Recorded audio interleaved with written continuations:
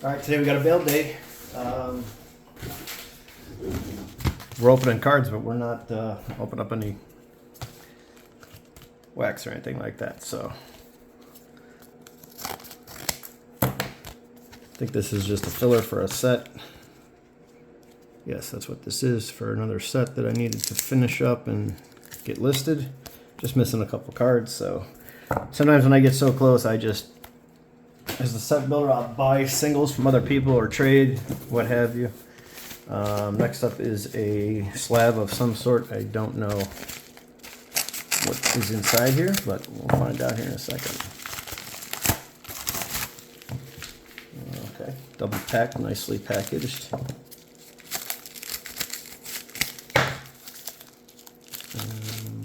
Oh, cool. This is the gold. Nice. This is the gold Steven Kwan. You know, I was going to send out some of these for grading. I had some copies, but the price I was able to get this for was just better just to buy the card sometimes. So sometimes you have to look into, when you're grading cards, it's different if you pull it and you want it for your PC and you know you want the card that you actually pulled. I get that part, but a lot of times you just go get the card you want. Next up, this is a little bit bigger box. This one's taped up pretty well. I think this is some. This is a lot of cards that I bought. This might be some 75 tops, if I recognize this name. Okay. Looks like we've got. Maybe I was wrong. I don't know what this is. Let's see. This looks to be like an old PSA. Oh, maybe he just used this box. Okay. Yep, that's exactly what this is.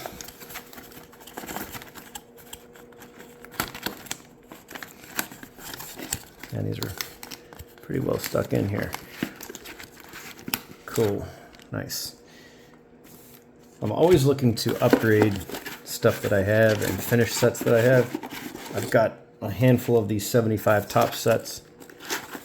73 is my favorite for the 70s, but the color on the 75s I love as well. So we'll just do a quick skim through these. There's another box here.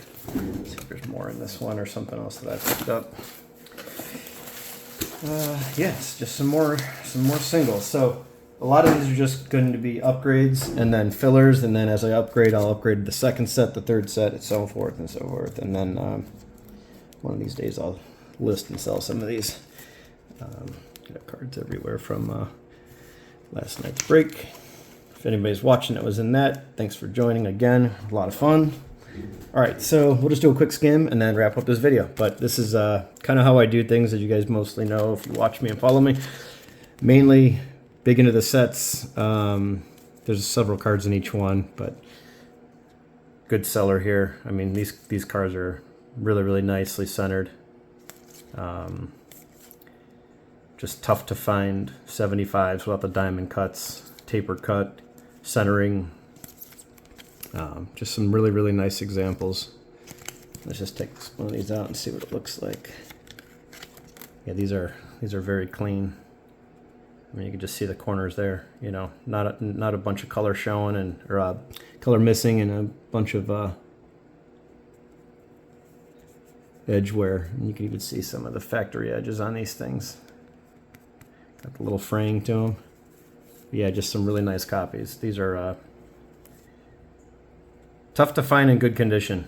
I mean, any vintages, any baseball cards that are from, you know, that have the paper stock, even if it's not vintage, even stuff from the 80s and 90s. I know there's a ton of it out there, but especially this colored border, you know, when you have the full-on color all the way around all four sides. This is one of the toughest sets out there. And it's not only just because of the colored borders. Mainly it's because of the printing. The quality control is not a thing back then. So I don't think these are in any type of order. If they are, I'm still going to go through them anyway. But yeah, so this is basically it.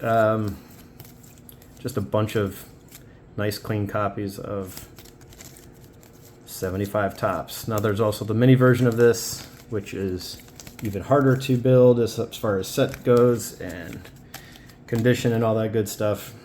But you'll see often with this set, they call them like a diamond cut. It'll just be like a taper here from top to bottom. It'll be so thin and get really, really, I mean, some of them are, you know, if this is the edge of the card, some of them will be kicked in almost like an eighth of it or a quarter of an inch. So they're really, really tough. But yeah, you can see a lot of these are just such nice copies. Oh, here's some checklists too. These are great. Checklist. I mean, just really nice cards here.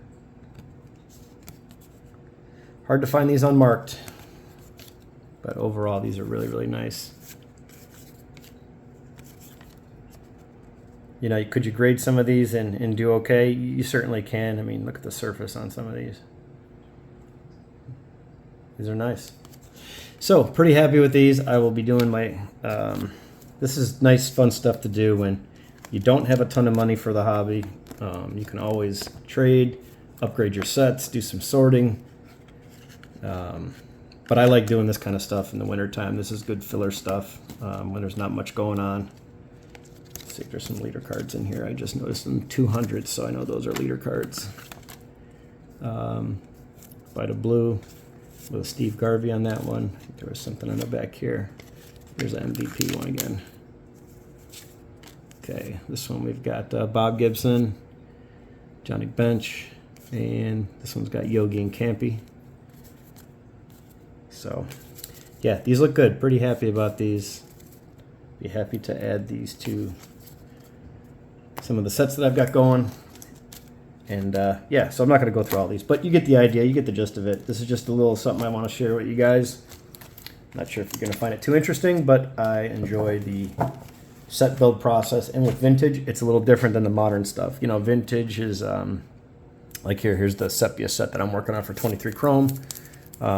Pretty much sorted in order, right? You get the card, you put it in a binder, you get it, it's complete. Vintage is a little different. Well, a lot different. You're never complete because you can always improve one card, and that's why I like the vintage sets, or still I love set building. Wow, this is a beautiful card. Jeez, that's really nice.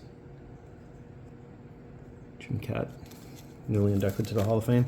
But if you have a card that's a little off center and your set's complete, you go to shows, you come across them. You don't even have to be actively looking. It's just one of those things where if you see it, you'll buy it, you'll take it.